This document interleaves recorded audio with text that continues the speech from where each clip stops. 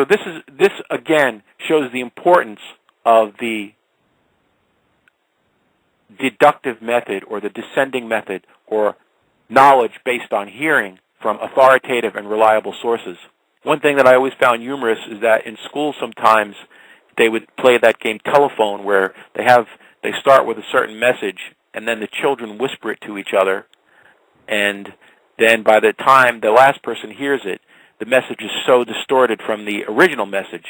So this seems very odd in a school to teach this or to show children this in school, to give them some doubt that oral transmission is a bona fide way of receiving knowledge because the message can become distorted.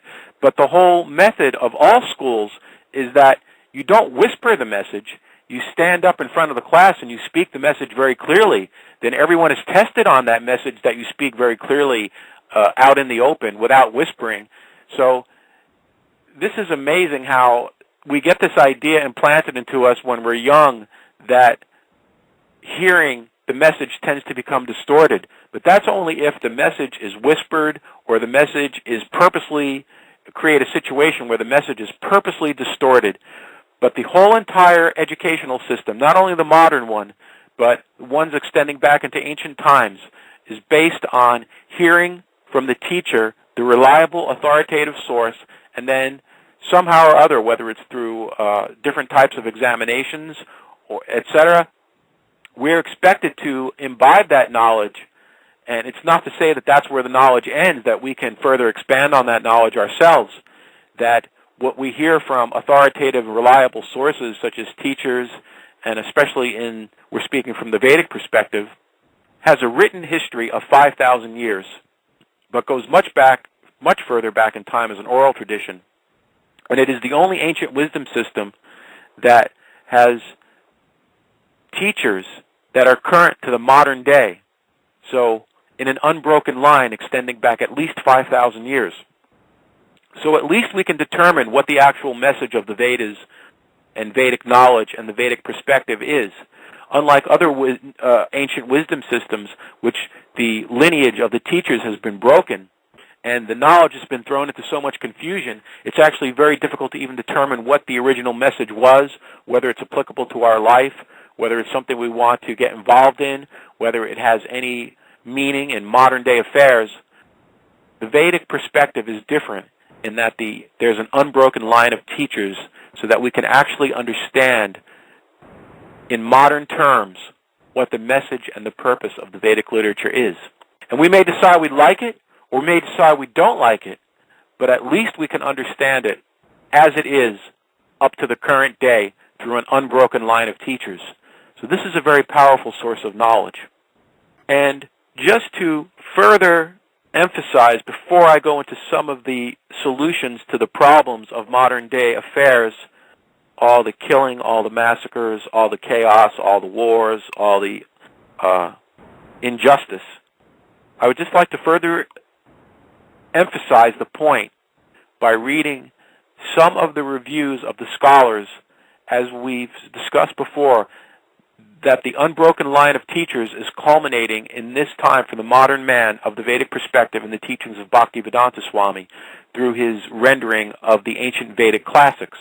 So just to further emphasize this point, that this is a reliable, authoritative source of knowledge, I would like to read some reviews of Bhaktivedanta Swami's books by very important scholars of the modern day. And we'll start with, I won't read many, I'll just read 2 or 3, but just to emphasize the point that this is authoritative and reliable, the knowledge that we receive through the Vedas, and therefore the solutions to the problems of life that we gather through the Vedic literature is also reliable. So here is a review of the Bhagavad-gita as it is by Dr. Geddes McGregor, Emeritus Distinguished Professor of Philosophy at the University of Southern California. No work in all Indian literature is more quoted, because none is better loved in the West than the Bhagavad-gita. Translation of such a work demands not only knowledge of Sanskrit, but an inward sympathy with the theme and a verbal artistry. For the poem is a symphony in which God is seen in all things. The Swami does a real service for students by investing the beloved Indian epic with fresh meaning. Whatever our outlook may be, we should be grateful for the labor that has led to this illuminating work. Here is another review of the Bhagavad-gita as it is by Dr. Samuel D. Atkins, professor of Sanskrit, Princeton University. The Gita can be seen as the main literary support for the great religious civilization of India, the oldest surviving culture in the world. The present translation and commentary is another manifestation of the permanent living importance of the Gita. Oh, I'm sorry, that was Thomas Merton, theologian, a very important and famous theologian, Thomas Merton. Here is the quote by Dr. Samuel D. Atkins, professor of Sanskrit, Princeton University. I am most impressed with A.C. Bhaktivedanta Swami Prabhupada's scholarly and authoritative edition of Bhagavad-gita. It is the most valuable work for the scholar as well as the layman, and is of great utility as a reference book as well as a textbook. I promptly recommend this edition to my students. It is a beautifully done book. And I'll just read one more. Oliver Lacombe, professor of Sanskrit and Indology, Sorbonne University, Paris. As a successor in direct line from Chaitanya, the author of Bhagavad-gita as it is entitled, according to the Indian custom, to the title of His Divine Grace, A.C. Bhaktivedanta Swami Prabhupada. The great interest that his reading of the Bhagavad-gita holds for us is that it offers us an authorized interpretation according to the principles of the Chaitanya tradition.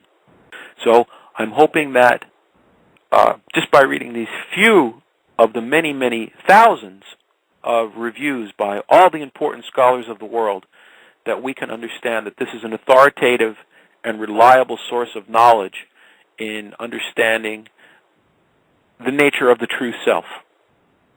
And I want to make it clear that while we gather knowledge from the great teachers and the yogic masters and the spiritual prophets of the Vedic line, they do expect us not only to just imbibe that knowledge, but to understand it more and more deeply. So this is where the idea of that it is within you comes in, that we are not just expected to accept this knowledge like brain-dead robots and just repeat it without any true understanding, that we have to understand this knowledge and at the same time expand upon it and to make it relevant in our own life. The idea that you don't need a teacher and that everything is within you is a lie. That is not the fact. We can observe this in every type of learning that we do in this world, that whether it is formal or informal training, that every important knowledge that we gather, a teacher is required, and that you cannot understand your true spiritual identity on your own, because this is the most highest form of learning. This is the most highest form of knowledge. So when people come and they tell you that you don't need a teacher, this is not a fact. And if that were a fact, I wouldn't need them to tell me. I want to look at now some of the solutions to the problems in today's modern affairs, because we see that the problems are just increasing and the massacres are increasing, the wars are increasing, the anxiety levels are increasing, and that it just gets worse, it seems, as time goes on. So I'm getting back to basics here. What I'm all about is to protect the cow farm sanctuary, that I believe cow protection is very essential. In some of the previous shows, we've gotten into a lot of different things. We've gotten into cosmology. We've gotten into music. We've gotten into so many different aspects of the Vedic perspective as it relates to modern-day affairs. But now we're going to get back to the basics of cow protection. So we're going to see if this cow protection is just some kind of foolish sentiment, or even as a religious sentiment, something that's very nice. Oh, protect the cow. Oh, yeah, it's okay. Good. But whether it's something that can be set aside, or whether it is something that is central to the point of solving the problems of modern-day affairs. So I'm going to read, because this is authoritative and because it's reliable, I would like to get into some of the texts, and I call this segment of the program, Vedic Civilization Without Cow Protection is Meaningless. So this is coming from the Srimad Bhagavatam, The Demigods and Demons Declare a Truce. And this is from the purport by Bhaktivedanta Swami. In Kali Yuga, instead of drinking milk, people prefer to slaughter an animal and eat its flesh. The Supreme Personality of Godhead, in his instructions of Bhagavad-gita, advises Goraksha, which means cow protection.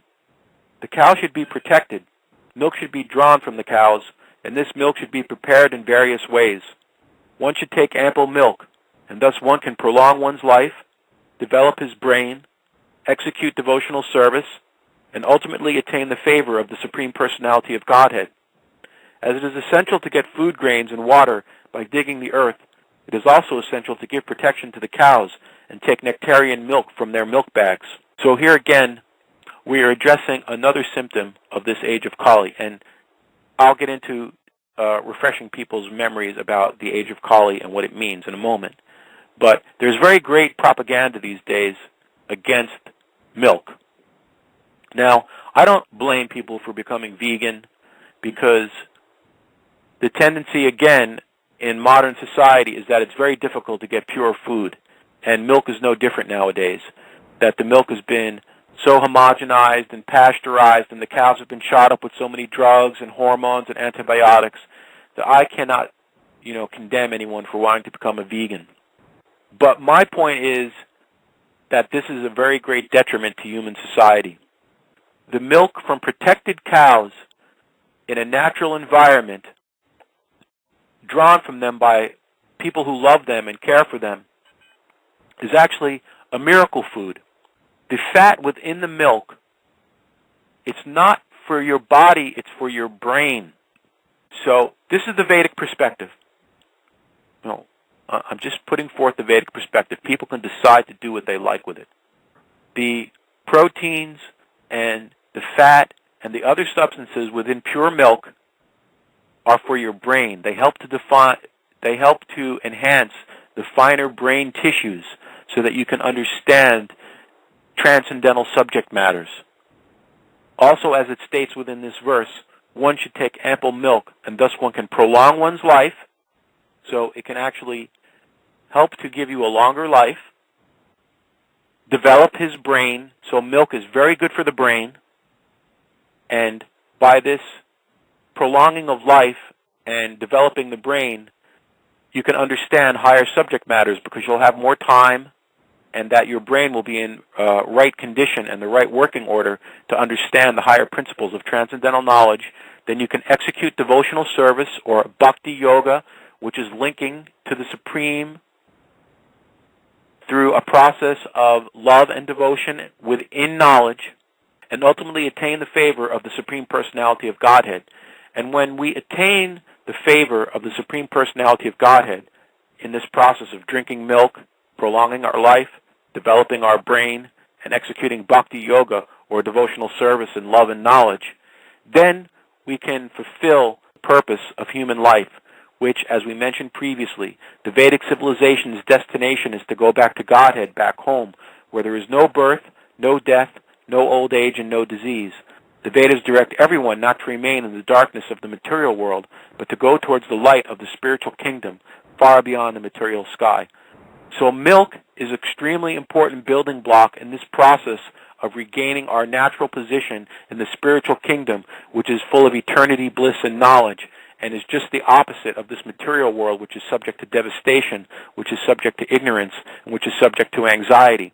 Whether you drink milk or not right now because you have concerns about the contamination of the milk supply, or whether it be because you're concerned about the treatment of the animals throughout their life and then becoming slaughtered at the end, this is a great problem within human society, that people are not drinking milk and that there is no pure milk supply other than places like the Protect the Cow Farm Sanctuary, where we protect the cow, we feed them all natural foodstuffs, where they're protected for life, and where they are with people who actually care for them as part of the family.